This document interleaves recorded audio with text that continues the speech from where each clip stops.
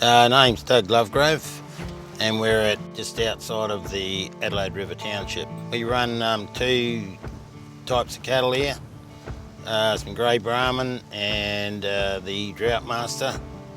And we've got, we're just breeding cattle and selling a few overseas.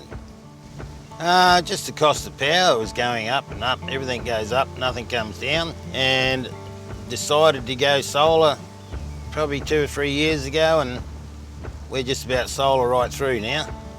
Yeah, I mean, you've got a little bit of an initial outlay, and then from then on it's maintenance free.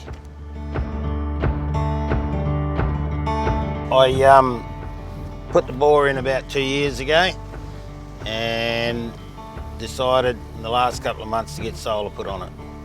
I want more water here, so I think it's a very expensive outlay for a starter, but it pays for itself over the years. This here goes underwater in the wet season, so you couldn't run power down here anyway, so it's up high enough so it's out of the high water mark, no power going to it, so everything comes from the free sun.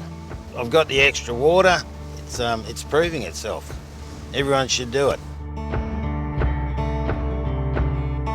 I've got another bore that's also solar, but this time of the year we do run out of water, so we put the extra bore in to have the extra water.